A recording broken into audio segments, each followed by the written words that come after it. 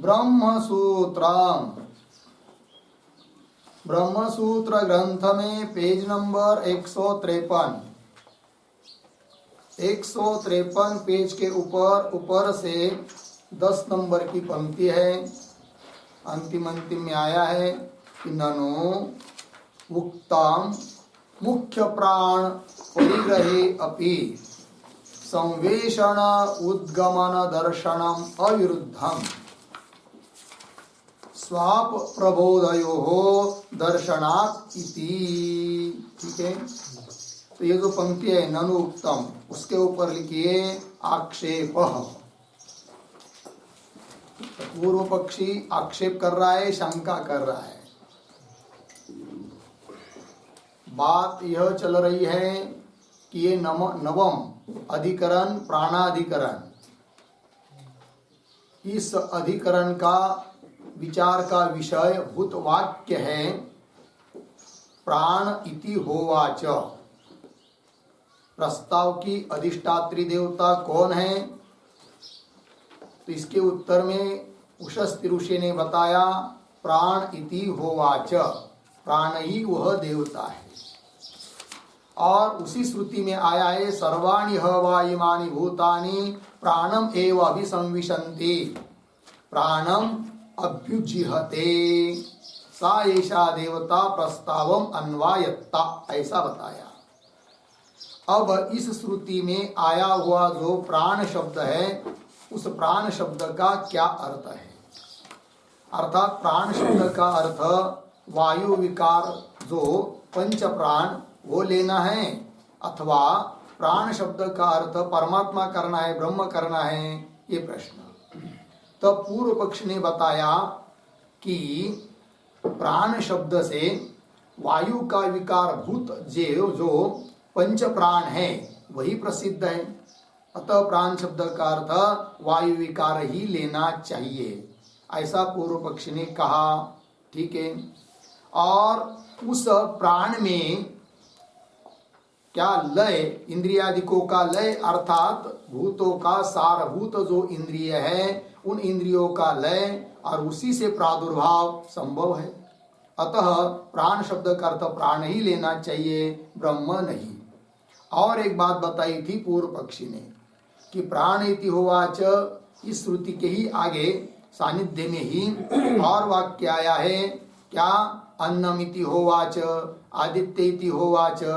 तो जैसे इन वाक्यों में भी क्या बताया, उद्गित और प्रतिहार के अधिष्ठात्री देवता के रूप में आदित्य और अन्न को बताया।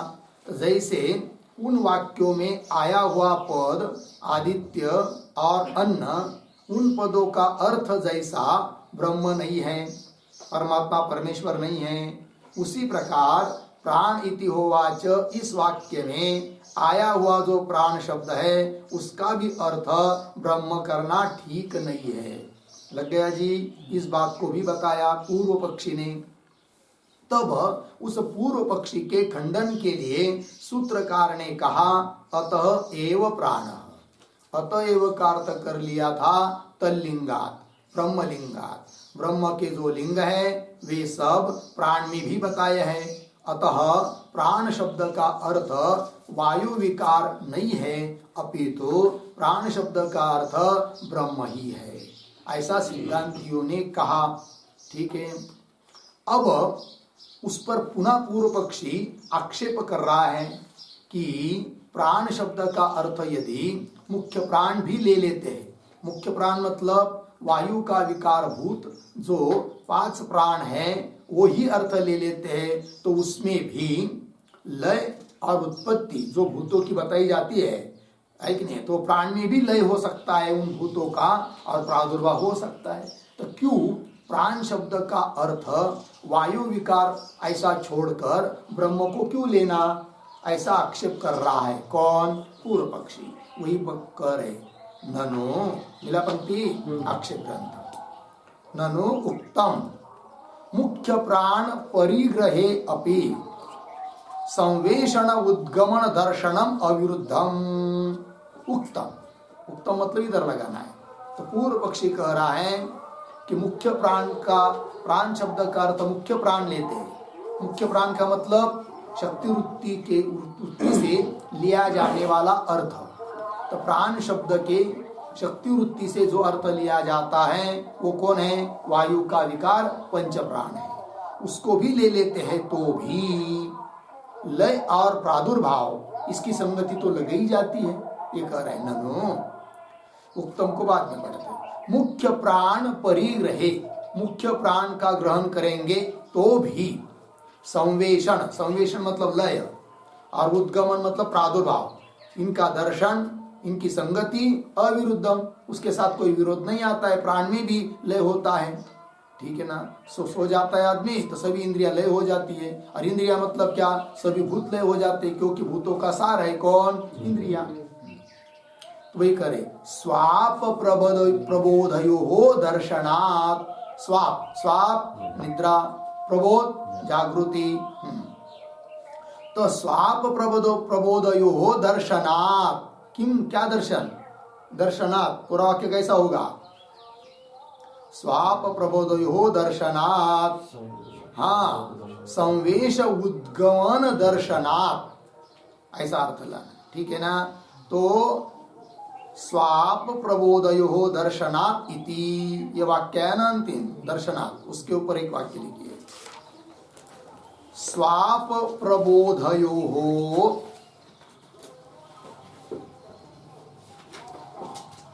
स्वाप प्रबोधयो हो इंद्रियाणाम,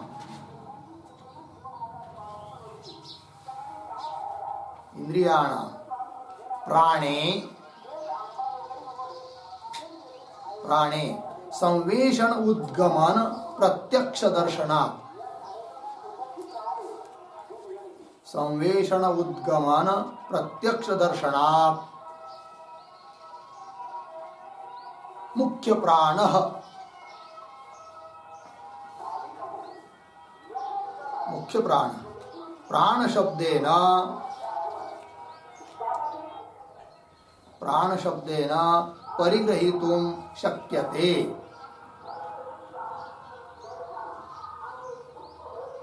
परिग्रहीतुं शक्यते इत्यर्थः। अर्थ देखिए भाई, स्वाप प्रबोधयो, सुषुप्ति और जागृति। तो क्या होता है? सुषुप्ति होती है तब तो इंद्रियाणाम, सभी इंद्रियों का, प्राणे, प्राण में संवेषण उद्गम, संवेषण हो जाता है, लय हो जाते हैं, और प्रबोध जागृति आ जाती है, तब पुनः उन इंद्रियों का प्राण से ही उद्गम प्रादुर्भाव हो जाता है, प्रत्यक्ष दिखाई देता है। अतः प्राण शब्द से मुख्य प्राण अर्थ लेने में कोई दिक्कत नहीं है, ऐसा कह रहा है कौन? पूर्व पक्ष। चलिए आप आगे। तो अत्र उच्यते, ये है ना, हाँ, अत्र उच्यते मिला। अब उत्तर दे रहे सिद्धांती। तो अत्र उच्यते, इसके ऊपर लिखिए समाधानम।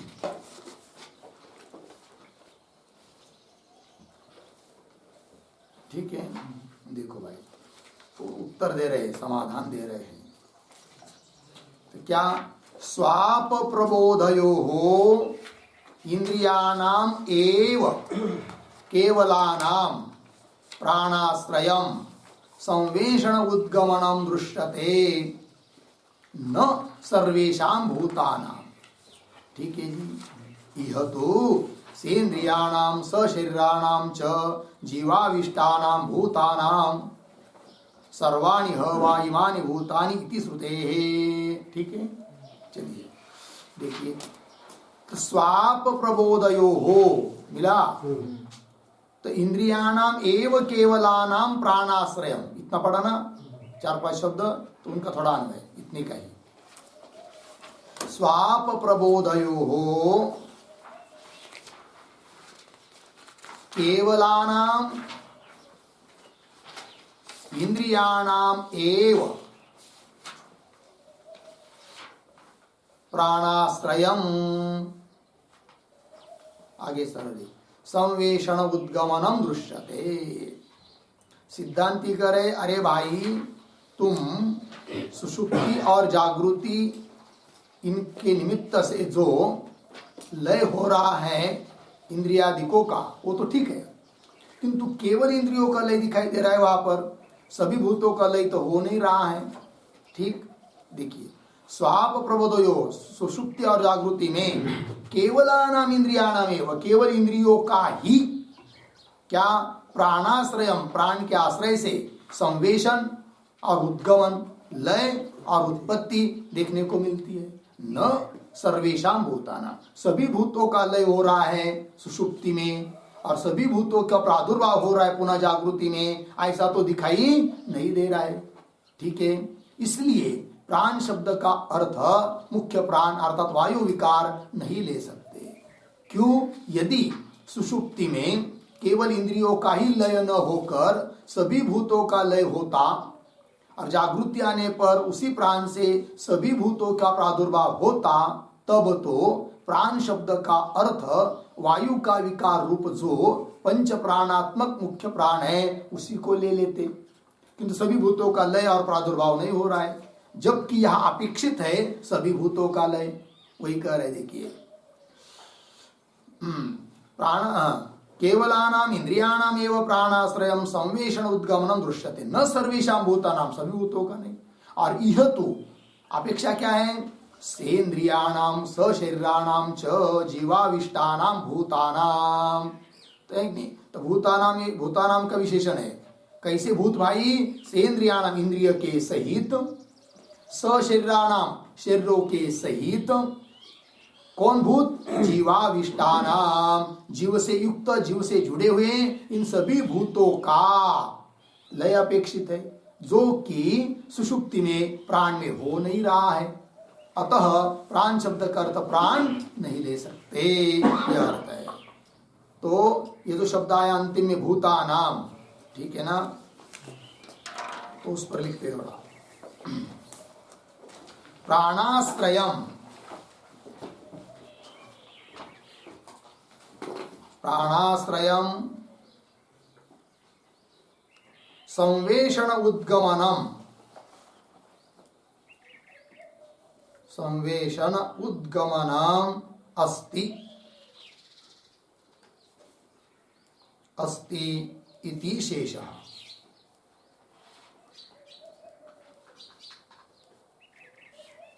पूर्णविराम।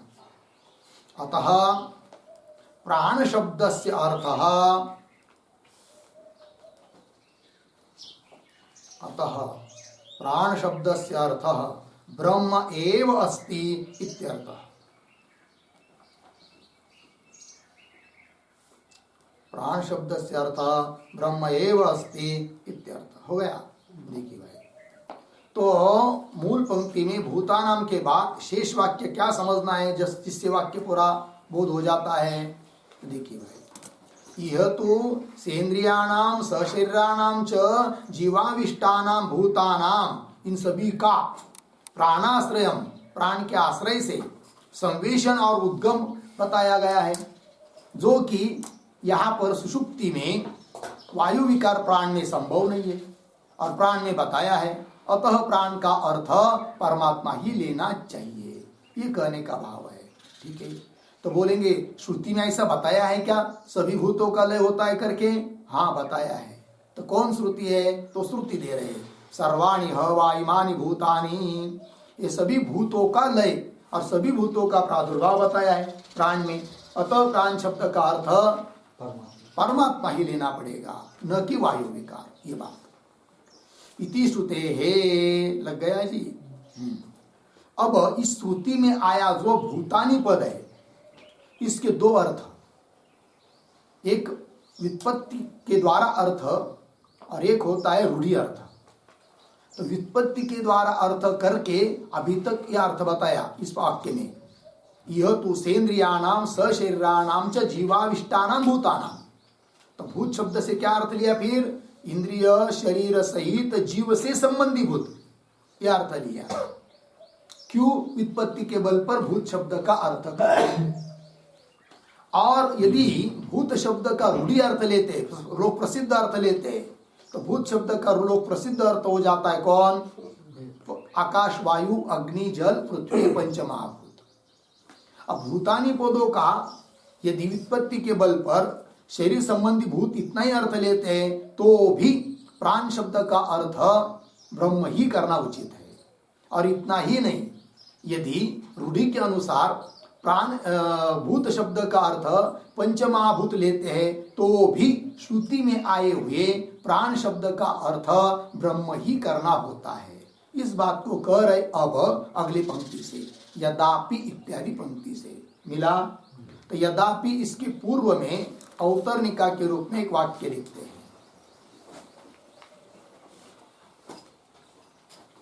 भवन्ति इति भूतानि,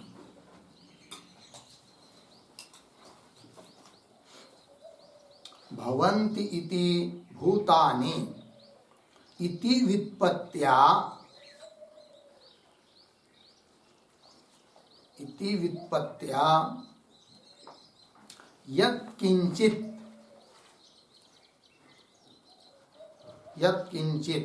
भवन धर्मकम्, भवन धर्मकम् बराबर उत्पत्ति धर्मकम्, उत्पत्ति धर्मकम् कार्यमात्रम्, कार्यमात्रम् शरीरादिकम्, शरीरादिकम् अर्धविराम तस्य लयोदयौ,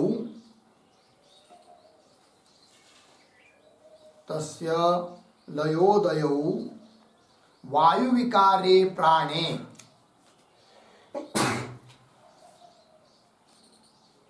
वायुविकारे प्राणे न युक्तौ, न युक्तौ इति उक्त्वा, इति उक्त्वा भूत शब्दस्य, भूत शब्दस्य रूढ़ार्थ ग्रहे अपि,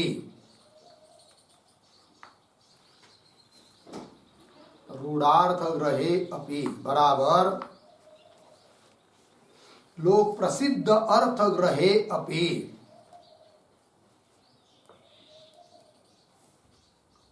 लोक प्रसिद्ध अर्थ ग्रहे अपि लयादेः, लयादेः ब्रह्म निर्णायकत्वम् अस्ति, ब्रह्म निर्णायकत्वम् अस्ति इति आह, इति आह यदा अपि इति। ठीक है, देखिए भाई अर्थ। तो भूतानि पद की पहली व्युत्पत्ति पर अर्थ कर रहे हैं। तो क्या भवन्ति इति भूतानि, जो होते हैं, बनते हैं, निर्माण होते हैं, उसको कहेंगे क्या? भूत। इति व्युत्पत्त्या यत्किंचित भवन धर्मकम, यत्किंचित जो भी कोई वस्तु भवन धर्म वाली है, भवन धर्म मतलब उत्पत्ति धर्म वाली है, उत्पन्न होने वाली है, उसको कहेंगे क्या? भूत। भूत शब्द का क्या अर्थ हुआ?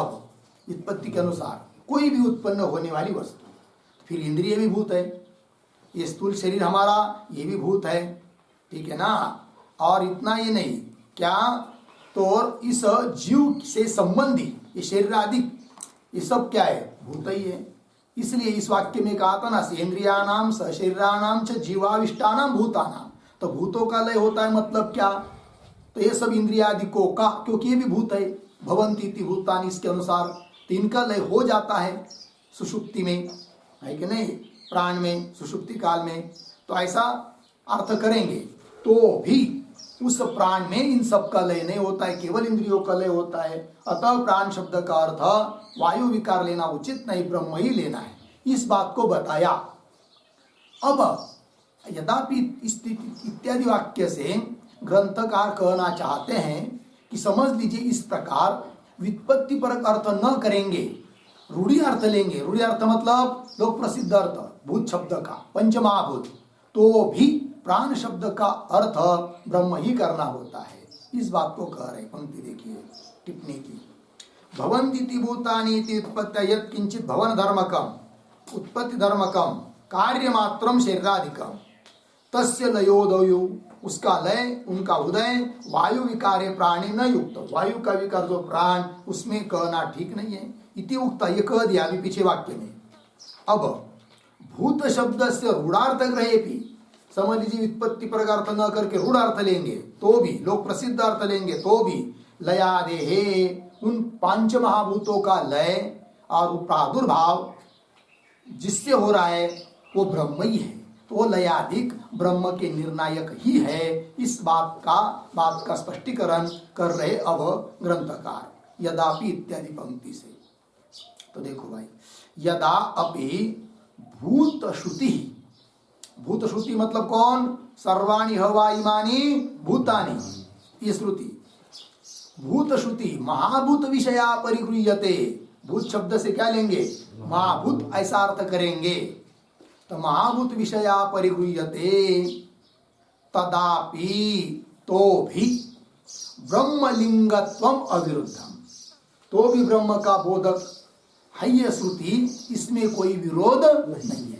भूतों का अभूत शब्द का अर्थ महाभूत करेंगे तो मिली पंक्ति पुनः देखिए यदापि भूत श्रुति महाभूत विषया परिगृह्यते तदापि ब्रह्मलिंगत्वम अविरुद्धम ठीक है ना। तो ब्रह्मलिंगत्वम अविरुद्धम इस पर एक वाक्य ब्रह्मणः एव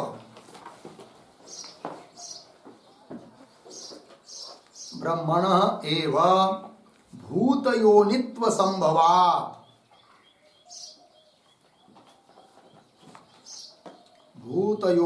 संभवात् अर्धविराम भौतिक प्राणस्य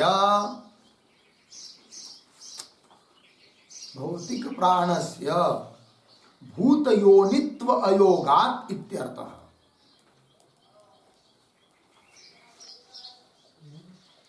भौतिक प्राणस्य भूतयोनित्व अयोगात्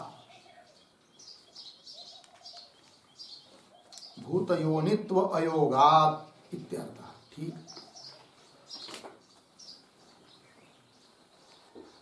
क्यों ब्रह्मलिंगत्व ब्रह्म का बोध होने में विरोध नहीं है तो बताया ब्रह्मणैव भूतयोनित्वात् क्योंकि भूतों का योनि भूतों का कारण कौन है ब्रह्म ही है अतः लय भी किसमें होगा ब्रह्म में ही होगा प्रादुर्भाव भी किससे होगा ब्रह्म से ही होगा। अतः महाभूतों का लय जिसमें होता है ऐसा जो प्राण अर्थात ब्रह्म तो ब्रह्म बोध कराने में कोई दिक्कत नहीं है। भूत शब्द का अर्थ रूढ़ी अर्थ लेंगे तो भी और भौतिक प्राण को नहीं ले सकते क्योंकि भौतिक प्राण अर्थात वायु का विकार जो प्राण है वह भूतों का योनि नहीं है कारण नहीं है अर्थात उसमें सबका लय हो नहीं सकता।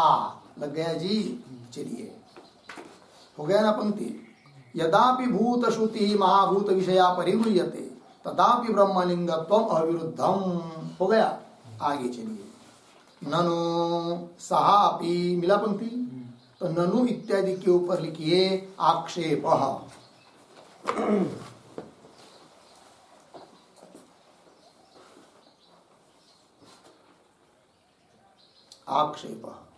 अब पुनः पूर्व पक्षी आक्षेप कर रहा है किंतु कौन सी बात मन में रखकर वो आक्षेप कर रहा है पूर्व पक्षी।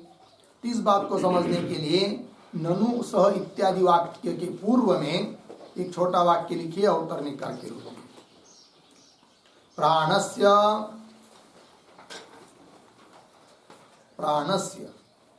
भूतयोनित्वं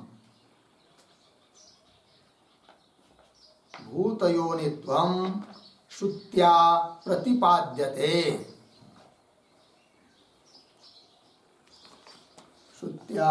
प्रतिपाद्यते इति अतः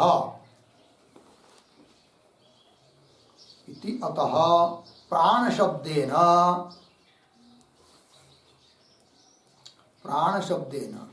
वायु विकारः ग्राह्यः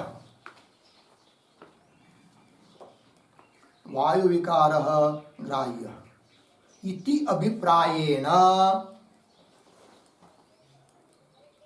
अभिप्रायेण शंकते ननु इति शंकते ननु इति हो गया। चलिए प्राणस्य अभी अभी क्या कहा कि प्राण भूतों का योनि नहीं है, ब्रह्म ही है, अतः लय और प्रादुर्भाव ब्रह्म में ही हो सकता है। तब पूर्व पक्षी बोल रहा है ऐसा कैसा? तो श्रुति बता रही है प्राण क्या है, भूतों का योनि है, कारण है। और यदि भूतों का योनि कारण प्राण है तो उसमें भी लय आदि हो सकते हैं, अतः प्राण शब्द का अर्थ वायु विकार ही लेना चाहिए। ऐसा अभिप्राय मन में पकड़कर शंका कर रहा है कौन? पूर्व पक्षी। देखिए प्राणस्य भूत योनित्वं श्रुत्या प्रतिपाद्यते इति अतः प्राण शब्देन वायु विकार ग्राह्य। इस अभिप्राय से शंका, तो शंका ग्रंथ को पढ़ते हैं। ननु मूल में ननु सह अपि विषयैहि इंद्रियाणां स्वाप प्रबोधयोः प्राणे अप्ययम् प्राणाच्च प्रभवम् शृणुमः। मिला क्या कहता है? देखिए ननु सह अपि विषयैहि इंद्रियाणां, विषयैहि सह अपि इंद्रियाणाम, ऐसा पढ़ना।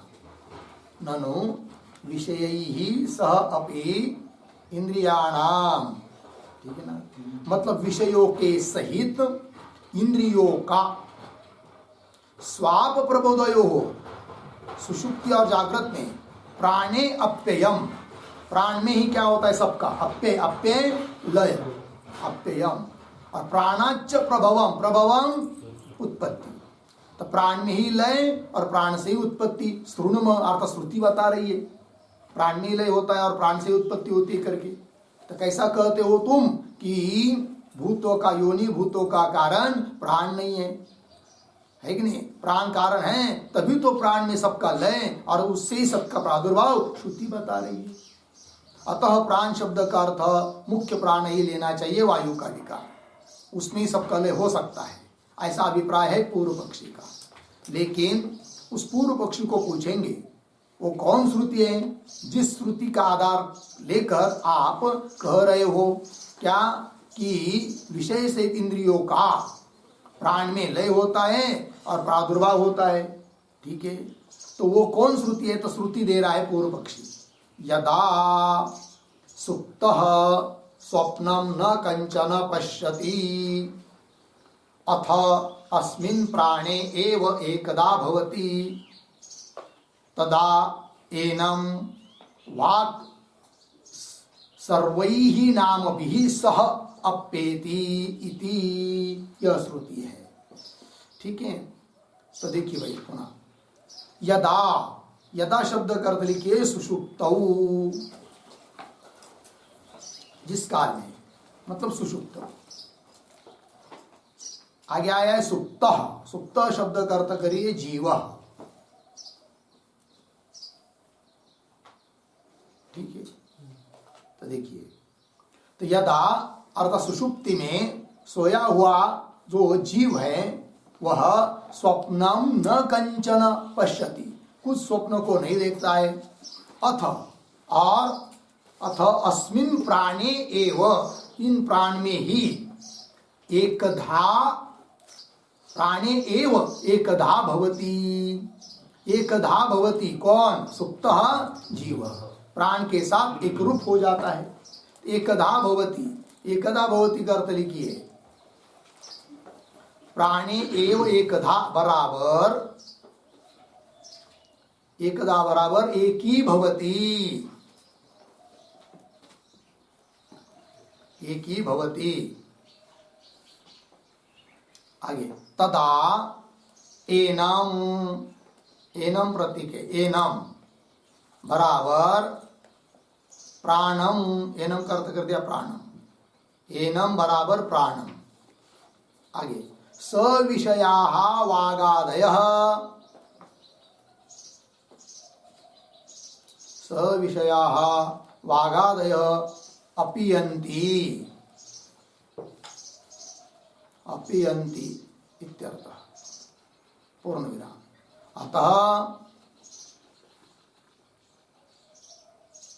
अतः मुख्य प्राणः मुख्य प्राण प्राण शब्देन गृहीतव्यः इति पूर्वपक्षाशयः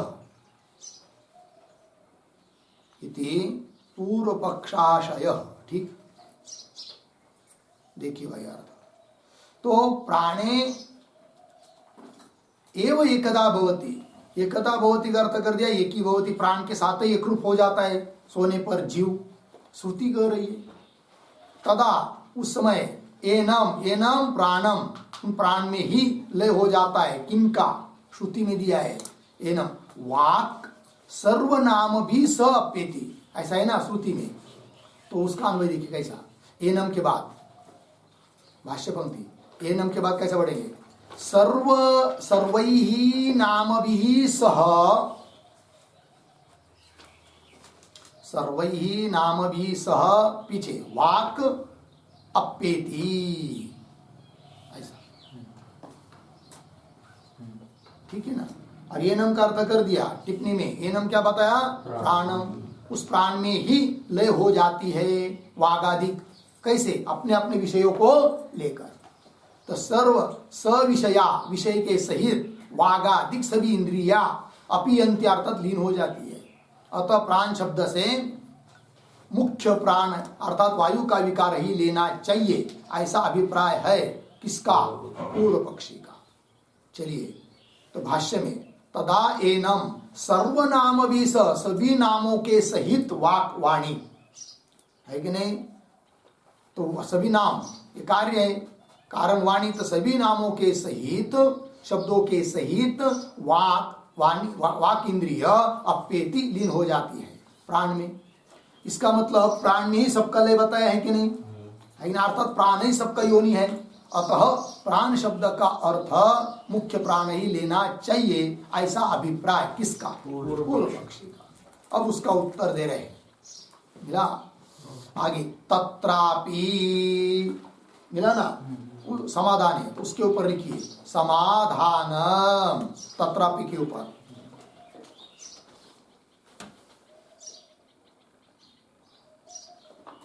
ठीक है, देखिए तत्रापि तल्लिंगात् प्राण शब्दम ब्रह्म एव। तो बोल रहे तत्रापि मतलब अभी जो श्रुति बताई उस श्रुति में भी तल्लिंगात्, तल्लिंगात् ब्रह्मलिंगात्, ब्रह्म का लिंग ही यहाँ पर बताया हुआ है। अतः प्राण शब्दम ब्रह्म एव, प्राण शब्द का अर्थ क्या करना है? ब्रह्म ही करना है। इस श्रुति में आया हुआ जो प्राण शब्द, कौन श्रुति? अभी जो पढ़ी गई है, यदा सुप्त स्वप्नम न कंचन पश्यति अथ अस्मिन् प्राणे, तो प्राण शब्द आया कि नहीं? हाँ, प्राणे एव एकदा भवति तदा एनम, एनम का अर्थ भी प्राण। तो या सभी जहाँ प्राण शब्द आया इस श्रुति में, उस प्राण शब्द का अर्थ ब्रह्म ही करना उचित है, क्योंकि ब्रह्मलिंग वहां पर भी है, ये कह दिया। तो ये जो पंक्ति है कि नहीं, तत्रापि मिला ना, उसके पूर्व में लिखिए एक वाक्य अवतरणिका, अत्र बराबर श्रुतौ, श्रुतौ जीवा भिन्नत्व लिंगात्, जीवा भिन्नत्व लिंगात्,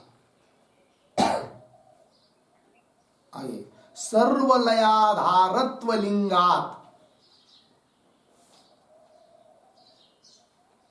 सर्वलयाधारत्व लिंगात् च न मुख्यः प्राणः,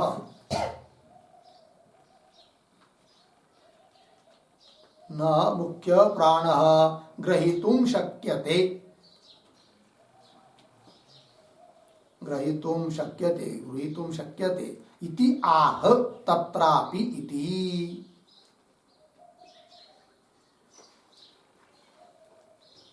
हो गया ना? देखिए भैया, तो अत्र मतलब इस श्रुति में अभी जो श्रुति पढ़ी इसमें दो बात मुख्य है। क्या बताया? जीवा भिन्नत्व, ये लिंग एक चिन्ह है, क्योंकि वो कहा है कि नहीं, प्राणे एव एकधा भवति, अभिन्न हो जाता है प्राण के साथ जीव। तो यदि प्राण शब्द का अर्थ जड़ प्राण लेंगे, वायु का विकार, तो उसके साथ जीव चेतन है, कैसा एक रूप हो जाएगा?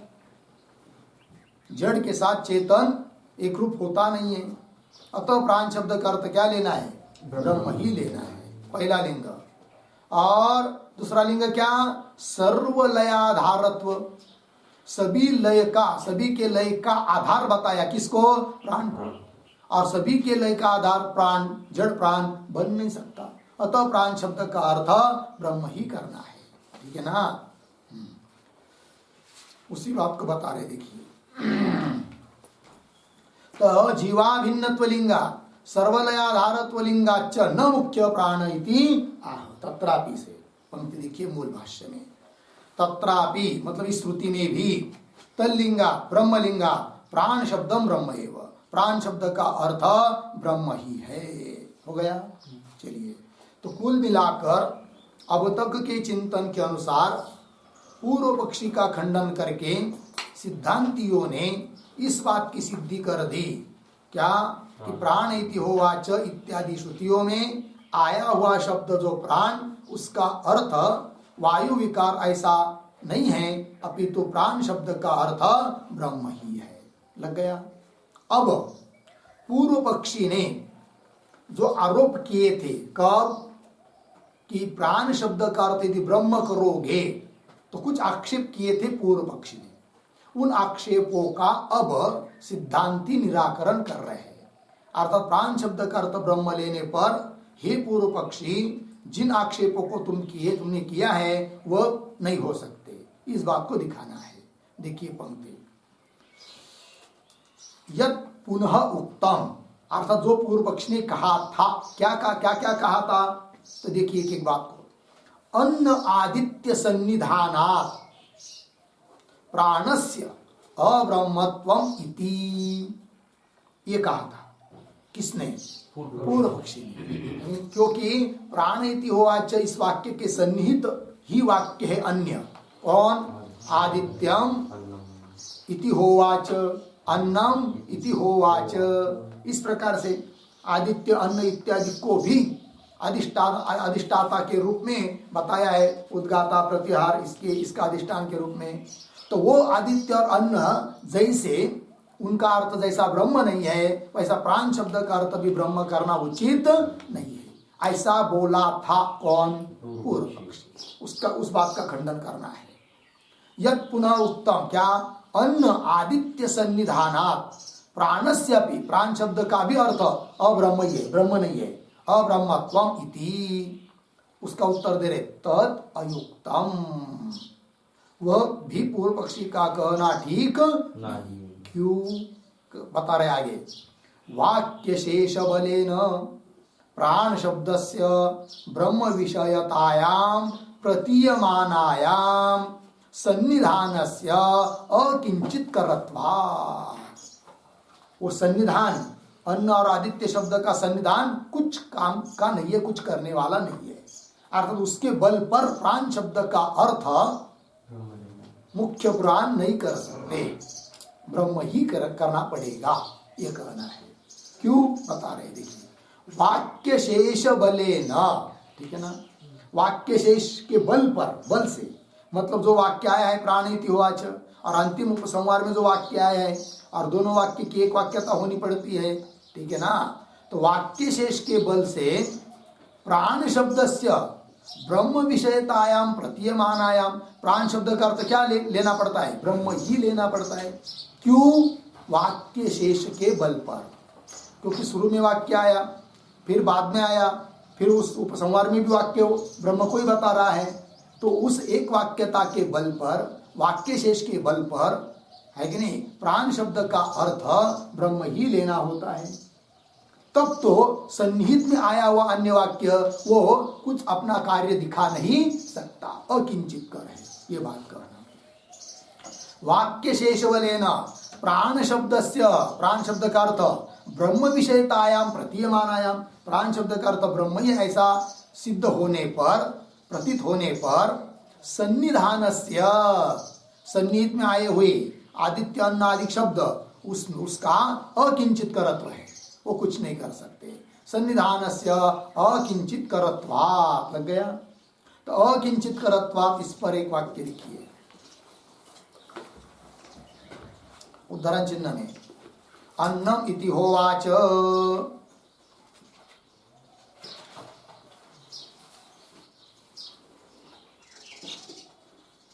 उद्धरण चिन्ह बन, इत्यादि वाक्यांतर सन्निधि अपेक्षया,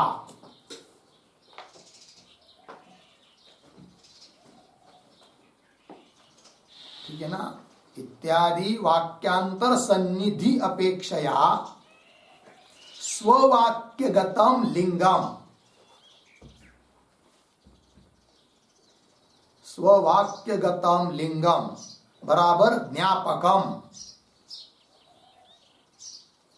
ज्ञापकम बलीयः भवति।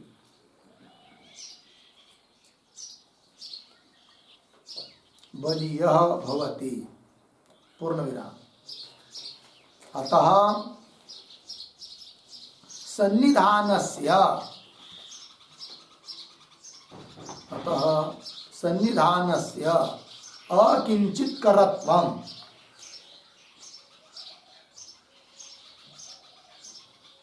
अकिंचित करत्वम बराबर प्रयोजन रहितत्वम, प्रयोजन रहितत्वम अस्ति इत्यर्थः।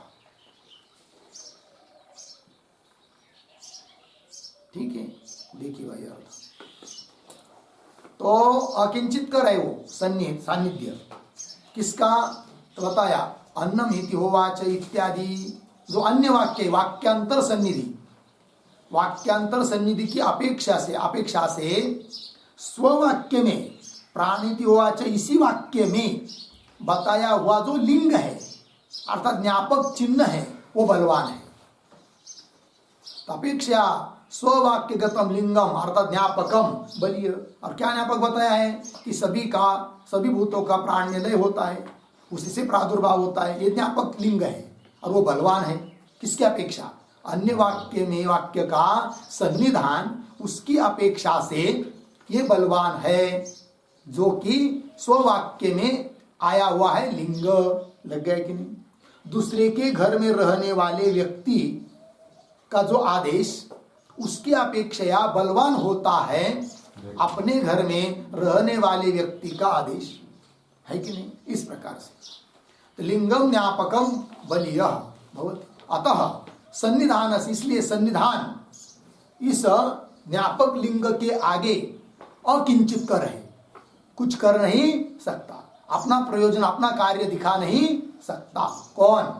सन्निधान। लग गया जी, वही लिखा है। अतः सन्निधानस्य अकिंचित करत्वम, अकिंचित करत्वम का अर्थ कर दिया प्रयोजन रहित तत्वमस्ति, कुछ प्रयोजन का नहीं हो सकता है वो। लग गया जी। चलिए, अपने घर के अपने पिता ने कह दिया कि नहीं जाना है अमुक जगह, है कि नहीं?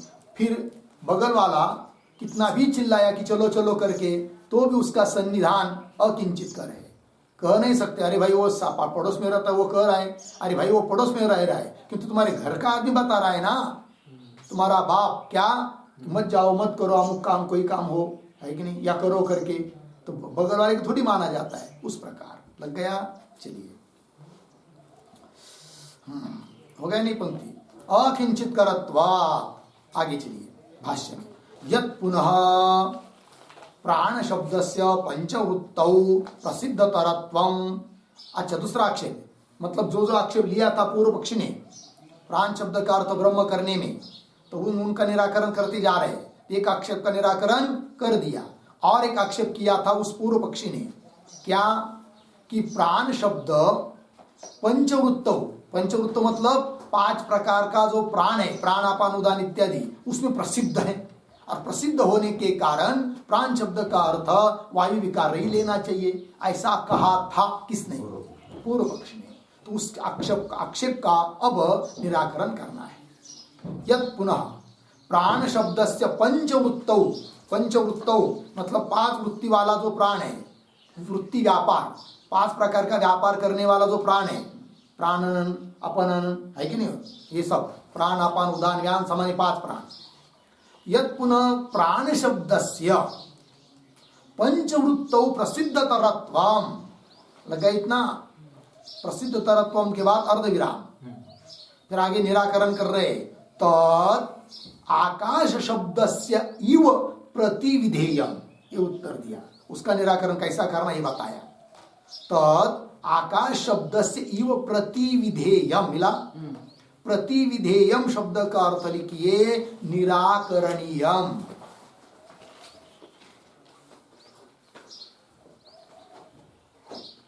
निराकरणीयम,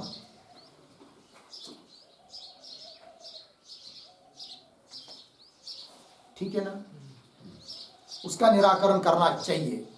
लेकिन कैसे, तो कह रहे तत्, तत् मतलब वो पूर्व पक्ष ने किया वो आक्षेप, तत् प्रतिविधेयम निराकरणीयम, किसकी तरह भाई, आकाश शब्द से इव मिला, आकाश शब्द की तरह। बोलेंगे ये कैसा बात, तो उस पर लिखते एक टिप्पणी, लिखिए प्राणम एव, प्राणम एव, एव के नीचे अधोरेखा, आगे चलिए, प्राणम एव इति अवधारणेन, इति अवधारणेन अर्धविराम,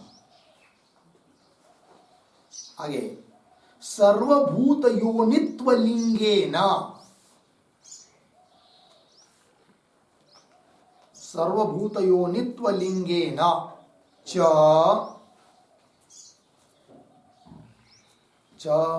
प्राणपदेन, प्राणपदेन तत्कारणम, तत्कारणम ब्रह्म लक्ष्यम, ब्रह्म लक्ष्यम इति आह।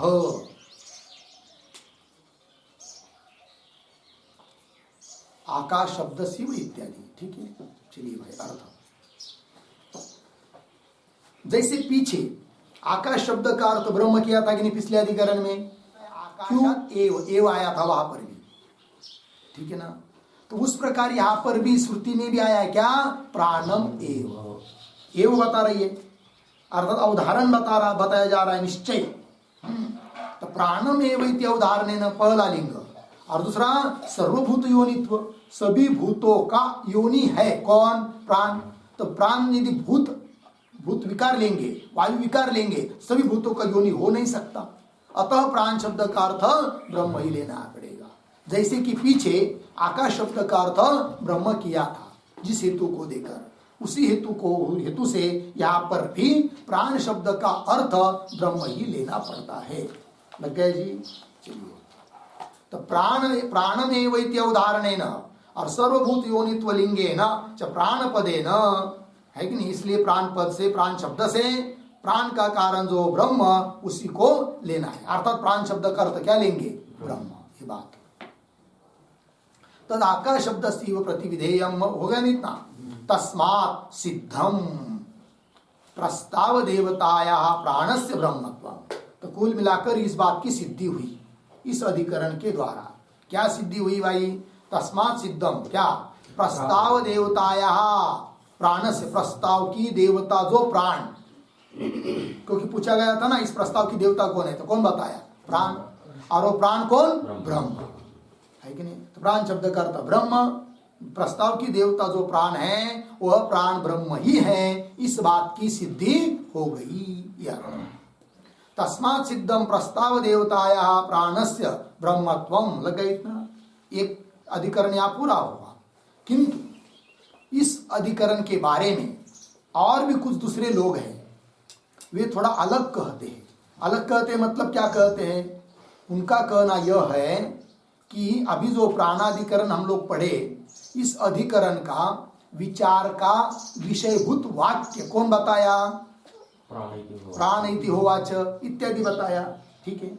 लेकिन कुछ वृत्तिकार आदि लोग हैं, वे कहते हैं इस अधिकरण का विचार विषय का वाक्य प्राण इति होवाच इसको नहीं लेना। इस वाक्य का विचार नहीं कर रहा है यह अधिकरण। फिर कौन विचार का विषय वाक्य है? तो वो कहते प्राणस्य प्राणम इत्यादि। लेकिन उनका कहना ठीक नहीं है। इस बात को बताने के लिए उनका कहना बता रहे पहले। ठीक है जी, पंक्ति को देखिए। अत्र केचित उदाहरन्ति, मिला? अत्र केचित उदाहरन्ति, क्या? प्राणस्य प्राणम प्राण बंधनम ही सौम्य मन इति च, ये कहते हैं। इति च केचित उदाहरन्ति, ऐसा कुछ लोग बोलते हैं। फिर आगे करे तद अयुक्तम, किंतु वह उनका कहना ठीक नहीं है। बात लगी? क्यों ठीक नहीं है वो तो बाद में समझेंगे। किंतु अत्र केचित उदाहरन्ति, इसका मतलब क्या लिखिए थोड़ा सा, उसके ऊपर एक टिप्पणी। अत्र प्रतीक, अत्र बराबर, अत्र बराबर अस्मिन् अधिकरणे,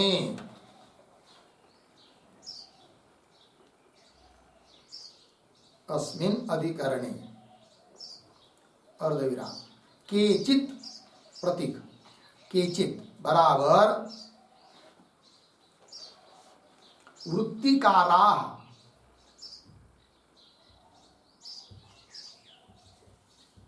वृत्तिकाराः अर्धविराम आगे प्रतीक उदाहरन्ति, उदाहरन्ति बराबर अधिकरणस्य, अधिकरणस्य विचार विषय वाक्यम, विचार विषय वाक्यम उद्धरण चिन्ह में प्राणस्य प्राणम, प्राणस्य प्राणम उद्धरण चिन्ह बंद अर्धविराम आगे पुनः उद्धरण चिन्ह में प्राणबंधनम ही सौम्य मनः, प्राणबंधनम ही सौम्य मनः उद्धरण चिन्ह बंद इति च कथयन्ति,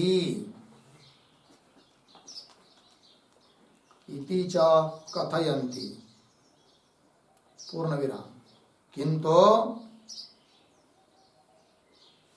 किंतु अस्मिन् वाक्ये,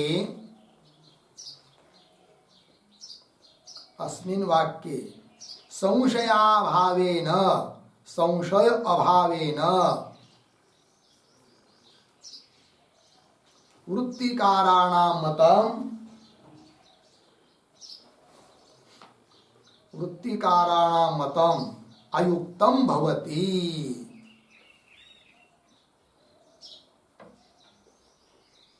अयुक्तम भवति इत्यर्थः। ठीक है जी, चलिए अर्थ देखिए भाई। अत्र मतलब इस अधिकरण में, केचित मतलब वृत्तिकार, क्या कहते हैं? उदाहरण मतलब क्या? इस अधिकरण का विचार विषय वाक्य प्राण इति होवाच नहीं है, अपितु प्राणस्य प्राणम यह है, और प्राण बंधनम ही सौम्य मन यह वाक्य है इस अधिकरण का विचार विषय वाक्य। ऐसा बोलते हैं कौन? केचित वृत्तिकारा। किंतु उनका वो कहना ठीक नहीं है। क्यों भाई? तो अस्मिन वाक्य, अस्मिन वाक्य प्राणस्य प्राणम इस वाक्य में, क्यों? वहां प्राण बंधनम ही सौम्य मन इस वाक्य में क्या नहीं? संशय अभाव न, संशय निर्माण ही नहीं हो रहा है कि नहीं? तो संशय अभाव न वृत्तिकाराणा मतम अयुक्तम, इसलिए वृत्तिकार का मत ठीक नहीं है। अर्थात इस अधिकरण का विचार विषय वाक्य ये नहीं हो सकते, प्राणस्य प्राणम और प्राण बंधनम इत्यादि। क्योंकि इस वाक्यों को सुनने के बाद यदि प्राण शब्द के बारे में संशय उत्पन्न होता तब तो निर्णय करने के लिए अधिकरण प्रवृत्त होता, किंतु संशय हो ही रहा है तो पूर्व पक्षी ही नहीं बनेगा, तो उत्तर क्या देंगे? लग गया ना। इसलिए इस अधिकरण का विचार विषय वाक्य प्राणस्य प्राणम प्राण बंधनम ही मनः यह नहीं है। फिर कौन है? जो पूर्व में कहा प्राण इति होवाच वही है। लग गया अर्थ? ये बात बतानी है। पंक्ति को देखिए मूल में, अत्र केचित उदाहरन्ति, प्राणस्य प्राणम प्राणबंधनम ही सौम्य मन इति च तद अयुक्तम। लग गया? क्यों अयुक्त है वो वृत्तिकार का कहना? बता रहे भगवान भाष्यकार, शब्द भेदात प्रकरणाच संशय अनुपपत्ति। मिला? प्रकरण भेदात, सॉरी शब्द भेदात, पहला हेतु क्या है? शब्द भेद है। तो प्राण से प्राणम यह वाक्य इस अधिकरण का विचार विषय वाक्य नहीं हो सकता। क्यों? शब्द भेदात। लग गया? और प्राण बंधनम ही सौम्य मन, यह वाक्य भी इस अधिकरण का विचार का विषय भूत वाक्य नहीं बन सकता। क्यों? प्रकरणाच है कि नहीं? वही दे रहे, शब्द भेदात संशय अनुपत्ति, शब्द का भेद होने से संशय नहीं हो रहा है पहले वाक्य में, और प्रकरण के कारण संशय नहीं हो रहा है द्वितीय वाक्य में, प्राण बंधनम ही इत्यादि वाक्य में। अतः ये दोनों भी वाक्य नहीं हो सकते इस अधिकरण का विचार विषय वाक्य। लग गया जी? अब कैसे इसका स्पष्टीकरण कर रहे भगवान भाष्यकार? तो पहला वाक्य कौन है? प्राण से प्राण। यह वाक्य भी नहीं ले सकते इस अधिकरण का विचार विषय वाक्य। क्यों? शब्द भेदात संशय अनुपत्ति, शब्द का भेद होने से संशय नहीं हो रहा है। शब्द का भेद क्या है? यहाँ पर एक षष्ट्यंत है प्राणस्य और एक प्रथमांत है क्या? प्राण। अलग अलग शब्द है, अलग अलग उसका अर्थ है। कैसा? इस बात को उदाहरण देकर भगवान भाष्यकार स्पष्ट कर रहे हैं आगे की पंक्ति में। यथा, मिला? तो यथा के पूर्व में एक वाक्य लिखिए अवतरणिका उद्धरण चिन्ह में, प्राणस्य प्राणम, उद्धरण चिन्ह बंद, प्राणस्य प्राणम इत्यत्र शब्द भेदात, शब्द भेदात प्राण शब्दार्थ विषये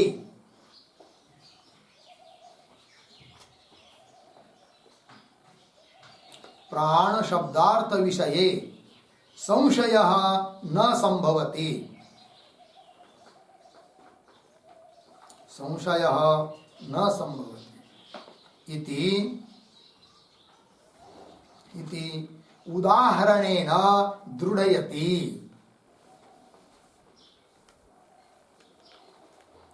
इति उदाहरणेन दृढ़यति यथा इति। हो गया? चलिए भाई, अर्थ प्राण से प्राण इत्यत्र, इस वाक्य में शब्द भेद होने के कारण प्राण शब्द का जो अर्थ है उसके बारे में संशय न संभवति, संशय नहीं होता है। इस बात को उदाहरण देकर भगवान भाष्यकार समझा रहे हैं यथा इत्यादि पंक्ति से। तो मूल में पंक्ति देखिए, यथा पितुहु पिता, जैसे प्राण से प्राण वाक्य की नहीं, उस प्रकार एक लौकिक वाक्य व्यवहार का क्या? पितुहु पिता। ये कौन है भाई? हमारे आपके ये हमारे पिता के पिता है कि नहीं? ऐसा पितुहु पिता मतलब आजोबा अर्थात दादा, दादाजी है, ठीक है ना? पितामह बराबर। पितुहु पिता इति प्रयोगे, शब्द देखिए, प्रयोगे अन्यः पिता षष्टि निर्दिष्ट, अन्यः प्रथमा निर्दिष्ट पितुहु पिता इति गम्यते। मिला? तो इन शब्दों का थोड़ा अन्वय करते हैं। शुरू के दो चार शब्द ठीक है, वैसे ही यथा पितुहु पिता इति प्रयोगे। मिला? तो प्रयोगे के बाद देखिए, प्रयोगे षष्टि निर्दिष्ट, पीछे पिता, उसके पीछे अन्य, षष्टि निर्दिष्ट पिता अन्य, आगे प्रथमा निर्दिष्ट, प्रथमा निर्दिष्ट पितुहु पिता, पीछे अन्य इति गम्यते। हो गया? अर्थ देखिए भाई, तो जिस प्रकार पितु पिता इस प्रयोग में, वाक्य प्रयोग में क्या जी? तो षष्टि निर्दिष्ट पिता अन्य षष्ठी शब्द के द्वारा, षष्ठी विभक्ति के द्वारा निर्दिष्ट पिता वो क्या है, अलग है। पितुः षष्ठी है कि नहीं, पितु इसके बताया हुआ पिता अलग है। षष्ठी निर्दिष्ट पिता अन्य, और प्रथमा निर्दिष्ट, प्रथमा विभक्ति के द्वारा निर्दिष्ट कौन, पिता शब्द, पितुः पिता, पिता जो दूसरा पिता शब्द है वो कैसा है, प्रथमा निर्दिष्ट है। तो प्रथमा निर्दिष्ट पितुः पिता अन्यः इति गम्यते, ऐसा जाना जाता है। शब्दों का भेद है, अर्थों का भी भेद है, स्पष्ट है वहां पर। पितु शब्द से षष्ठी का उल्लेख करके जो बताया वो अलग है कि नहीं, और प्रथमा के द्वारा बताया वो पिता का पिता वो अलग चीज है। स्पष्ट स्पष्ट बोध हो रहा है अलग अलग है करके, संशय होने का कोई प्रश्न ही नहीं है। लग गया कि नहीं? तद्वत ये उदाहरण हुआ। तद्वत प्राणस्य प्राणमिति शब्द भेदा, यहाँ पर भी षष्ट्यंत एक है प्रथमांत एक है, अलग अलग शब्द है। तो प्राणस्य प्राणमिति शब्द भेदात प्रसिद्धात प्राणात अन्य प्राणस्य प्राण इति निश्चयते। शब्द का भेद होने के कारण प्रसिद्धात प्राणात, प्रसिद्ध प्राण से है कि नहीं, प्रसिद्ध प्राणात मतलब कौन, तो प्रसिद्ध प्राणात का अर्थ लिखिए मुख्य प्राणात, वायु विकार रूप प्राणात।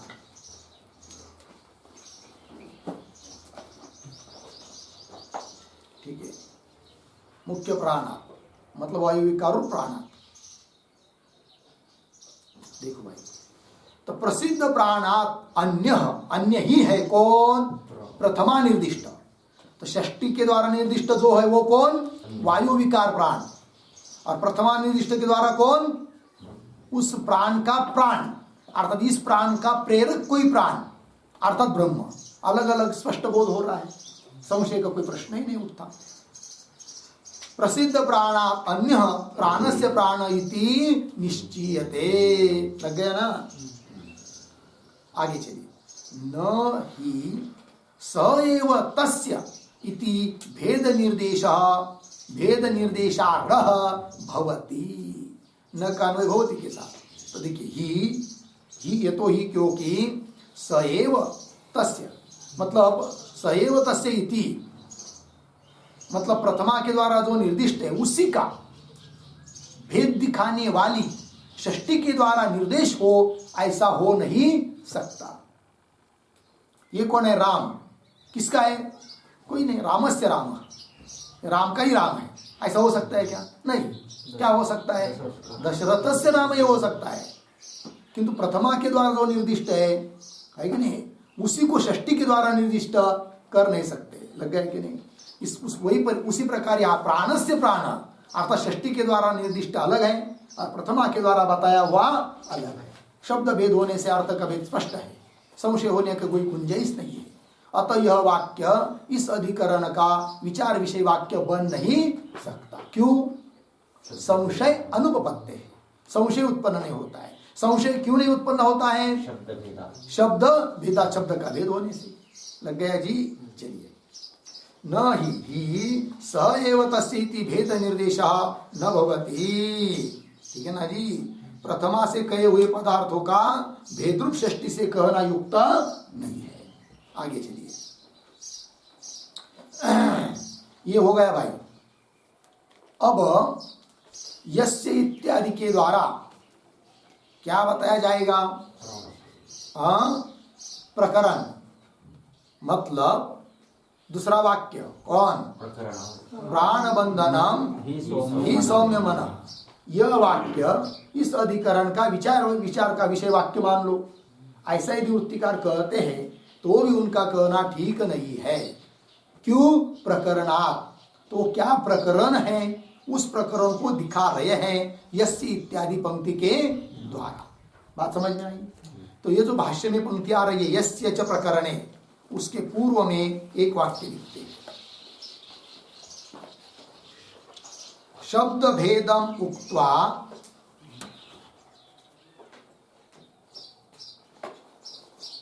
शब्द भेदम उक्त्वा, आगे उद्धरण चिन्ह में प्राण बंधनम ही सौम्य मनः,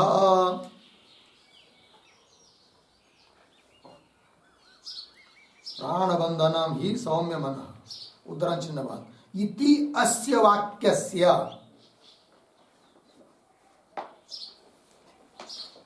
इति अस्य वाक्यस्य प्रकरणं प्रपंचयति।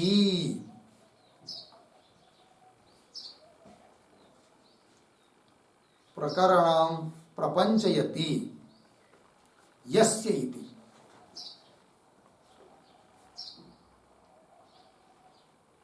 हो गया जी। चलिए भाई, तो शब्द भेद तो कह दिया अभी तक, कैसा ही करके प्राण से प्राण यहाँ पर। अब प्राण बंधनम ही सौम्य मन, इस वाक्य का जो प्रकरण है उस प्रकरण को आप बता रहे हैं, है कि नहीं? क्यों? इसलिए कि उस प्रकरण के बल पर वह संशय, प्राण शब्द के बारे में संशय निर्माण हो ही नहीं रहा है। और संशय नहीं निर्माण हो रहा है तो उस वाक्य को प्राणम प्राण बंधनम ही सौम्य मन, इस वाक्य को विचार का विषय, इस अधिकरण का विचार विषय वाक्य मान नहीं सकते, ये कहना है। देखो भाई, यस्य च प्रकरणे, मिला पंक्ति मूल में देखिए, यस्य च प्रकरणे यह निर्दिश्यते नामांतरेण अपि स एव तस्य प्रकरणी निर्दिष्टः इति गम्यते। मिला? थोड़ा अन्वय, यस्य च प्रकरणे यो निर्दिश्यते, यहां तक सरल है। निर्दिश्यते, उसके बाद देखिए, तत्र पीछे आइए, नामांतरेण अपि स एव प्रकरणी निर्दिष्टः इति गम्यते। ठीक है जी। चलिए अर्थ देखिए, यहां पर शब्द आया है प्रकरणी। प्रकरणी शब्द का अर्थ लिखिए प्रकृत, मतलब जिसका विषय चल रहा है, जिसकी बात चल रही है, प्रकृत। अब पंक्ति का अर्थ देखिए, यस्य च प्रकरणे, जिसके प्रकरण में, यह निर्दिश्यते, जिसका निर्देश हो रहा है, उल्लेख हो रहा है, चर्चा हो रही है, ठीक है ना? तत्र, उस प्रकरण में, नामांतरेण अपि, अन्य नाम से भी, स एव निर्दिष्ट, स एव क्या, स एव, हाँ, स एव प्रकरणी निर्दिष्ट। नामांतरेण, अन्य नाम लेकर, स एव, उसी का, स एव प्रकरणी, स एव प्रकरणी मतलब वही प्रकृत, स एव प्रकरणी वही प्रकृत निर्दिष्ट, जो प्रकृत चल रहा है उसी का निर्देश होता है। बात समझ में आई कि नहीं? समझ लीजिए, शुरू में तो नाम ले लिया किसी व्यक्ति का, फिर बाद में चर्चा करनी है उस व्यक्ति के बारे में, किंतु बार बार नाम लेंगे तो कोई सुन लेगा, तो दूसरा सुने भी तो भी उसको समझ में न आवे, इसलिए क्या कर दिया, संकेत कर दिया कि भाई अब उस व्यक्ति का नाम नहीं लेंगे, तो क्या नाम रखेंगे फिर, देवदत्त। लग गया कि नहीं? फिर चर्चा शुरू हो गई उसके बारे में, है कि नहीं? पहले एक बार तो नाम ले लिया, प्रकरण उसका चालू हुआ, फिर बाद में जब हो रहा है उच्चारण, देवदत्त नामांतरेण, अन्य नाम से देवदत्त गया, देवदत्त आया, वो बहुत अच्छा है, बहुत ऐसा है आदि करके सब देवदत्त देवदत्त, वो सुनने में चर्चा जो चल रही है, तो देवदत्त नामांतरेण, अन्य नाम से भी किसकी चर्चा हो रही? फिर प्रकरणी, प्रकृत जो था देवदत्त, उसी की हो रही है। इसका मतलब ये नहीं कि नामांतर ले लिया तो दूसरे की चर्चा शुरू होगी, ऐसी बात नहीं होती है। बात समझ में आई? यस्य च प्रकरणे यह निर्दिश्यते, मिला? पंक्ति देखिए, यस्य च प्रकरणे यह निर्दिश्यते, तत्र, उस प्रकरण में, नामांतरेण अपि स एव प्रकरणी, स एव प्रकरणी मतलब वही जो प्रकृत है उसी का निर्देश होता है, निर्दिष्टः इति गम्यते, ऐसा जाना जाता है। लगा इतना? अब उसका स्पष्टीकरण कर रहे उदाहरण देकर, जैसे व्यवहार का उदाहरण तो दे दिया, अब इसका उदाहरण दे रहे हैं शास्त्र का। यथा ज्योतिष्टोमाधिकारे, मिला? ज्योतिष्टोमाधिकारे, अधिकारे, अधिकारे शब्द का अर्थ लिखिए प्रकरणे। मीमांसा में, मीमांसा कई प्रकरण है, ज्योतिष्टोम प्रकरण में एक वाक्य आता है, क्या? वसंते वसंते ज्योतिषा यजेत। लग गया? इत्यत्र ज्योति शब्द ज्योतिष्टोम विषय भवति। मिला? तो देखिए, वहां एक प्रकरण चालू हुआ है ज्योतिष्टोम याग का, फिर उस प्रकरण में वाक्य आया वसंते वसंते ज्योतिषा यजेत। मिला जी? वसंते वसंते वसंते वसंते मतलब क्या? प्रत्येक वसंत ऋतु में, हर एक वसंत ऋतु में ज्योति याग करे, ज्योतिषा यजेत, ज्योति याग करे। किंतु अब प्रश्न उपस्थित होगा कि प्रकरण तो चल रहा है ज्योतिषोम याग का, किंतु यहां इस श्रुति में पद आया ज्योतिषा, मतलब ज्योति के द्वारा, है कि नहीं? क्या आया है? ज्योतिषा यजेत, ज्योतिष मतलब ज्योति याग करे। तो यह ज्योति याग कोई अलग है क्या? ऐसी शंका उपस्थित हो सकती है। किंतु वहां पर आया हुआ ज्योतिषा शब्द का अर्थ अन्य नहीं है, क्योंकि प्रकरण किसका चल रहा है? ज्योतिषोम का। अतः यहाँ पर ज्योतिषा इस शब्द से भी अर्थ लेना पड़ेगा। कौन? ज्योतिषोम याग ही लेना पड़ता है, अन्य अर्थ नहीं। वसंते वसंते ज्योतिषा यजेत इत्यत्र ज्योति शब्द ज्योतिषोम विषय, ज्योतिष शब्द का अर्थ ज्योतिषोम ही है, ज्योतिषोम विषय ही है। बहुत लग गया, ये दृष्टांत हुआ। तथा परस्य ब्रह्मण प्रकरणे, पर ब्रह्म का प्रकरण चालू हुआ। अब उस प्रकरण में छांदोग्य उपनिषद में वाक्य आता है। कौन? प्राण बंधनम ही सौम्य मनः, यह वाक्य आता है। ठीक है, अब प्रकरण किसका चालू हुआ है? परब्रह्म का। अब उस प्रकरण में आया हुआ वाक्य है यह वाक्य प्राण बंधनम। इसमें आया हुआ प्राण शब्द किसको बताएगा? फिर ब्रह्म को ही बताएगा, क्योंकि प्रकरण के बल पर। तब तो प्राण शब्द के बारे में संशय हो ही नहीं रहा है, और संशय नहीं हो रहा है तो इस वाक्य को मान नहीं सकते। क्या? विचार विषय वाक्य इस अधिकरण का। लग गया जी? चलिए, तो तथा परस्य ब्रह्मण प्रकरणे प्राण बंधनम ही सौम्य मन इति श्रुतः। प्राण शब्द, इस श्रुति में सुना हुआ प्राण शब्द वायु विकार मात्रम कथम अवगमयत। यह प्राण शब्द वायु के विकार मात्र को कैसा बोध कराएगा?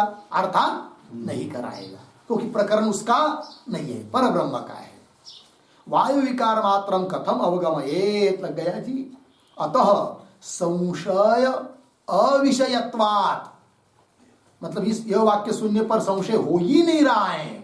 अतः इस वाक्य को, इस अधिकरण का विचार विषय वाक्य मान नहीं सकते, जो कि उत्पत्तिकार ने माना है। लगा जी? अतः संशय अविषयत्वात् न एतत् उदाहरणम युक्तम, एतत् उदाहरणम युक्तम न। लग गया जी? उदाहरणम, उदाहरणम क्या? एक वाक्य लिखते उस पर।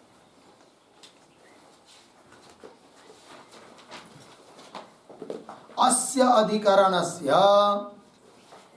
उदाहरण का अर्थ लिख रहे, अस्य अधिकरणस्य विषय वाक्यम, विषय वाक्यम प्राणबंधनम ही सौम्य मनः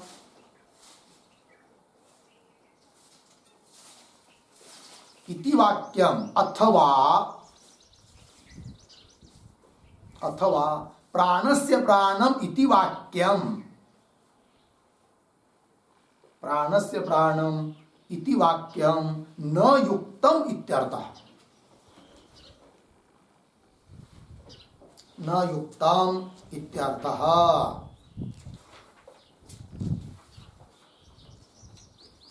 हो गया जी? हाँ,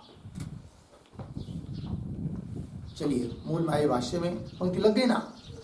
इस अधिकरण का विषय वाक्य प्राण बंधन ये सौम्य मन, ये भी नहीं हो सकता है, और प्राणस्य प्राणम यह भी नहीं हो सकता है। क्यों? संशय अविषयत्वात्। चलिए, अतः संशय अविषयत्वात् न एतत् उदाहरणम युक्तम। लग गया? फिर आगे, प्रस्ताव देवतायाम तु प्राणे संशय पूर्व पक्ष निर्णया उपपादिता। अब कदाचित पूर्व पक्षी बोलेगा, वृत्तिकार बोलेंगे, अरे भाई हमने जो वाक्य बताया आपको उसके बारे में संशय नहीं हो रहा है, इसलिए वो विचार का विषय वाक्य वो नहीं बनेंगे, ऐसा आप कह रहे हो। किंतु तुमने जो वाक्य दिया है सिद्धांतियों ने, कौन? प्राण इति होवाच, उसके बारे में भी कहा संशय बनेगा? बताओ। ऐसा यदि वृत्तिकार पूछेगा तो वृत्तिकार को बता रहे फिर प्रस्ताव देवतायाम तु प्राणे, प्रस्ताव की देवता जो प्राण, प्राणिति हुआ इस वाक्य में आया हुआ प्राण शब्द, उसके बारे में तो संशय कैसा उत्पन्न होता है। फिर पूर्व पक्षी क्या कहता है? फिर निर्णय अर्थात सिद्धांत पक्ष क्या है, इन सभी बातों का उपादन तो हमने कर ही दिया है, इसलिए उसको पुनः बताने की जरूरत नहीं है। प्रस्ताव देवतायाम तु प्राणे संशय पूर्व पक्ष निर्णयाः उपपादिताः कथिताः प्रतिपादिताः इत्यर्थः। लग गया जी। अतः इस अधिकरण का विचार विषय वाक्य कौन है? प्राण इति होवाच, यही है। कौन नहीं है? प्राणस्य प्राणम, ये भी नहीं है, और प्राण बंधन भी सौम्य मन, यह भी लग गया जी। बस इसके साथ साथ ये 30 नंबर के सूत्र का व्याख्यान पूरा हुआ, भाष्य पूरा हुआ, और इसके साथ साथ ये 9 नंबर का अधिकरण भी पूरा हुआ। ठीक है जी, आगे का विचार। ओम पूर्णमदः पूर्णमिदं पूर्णात् पूर्णमुदच्यते पूर्णस्य पूर्णमादाय पूर्णमेवावशिष्यते। ओम शांति शांति शांति।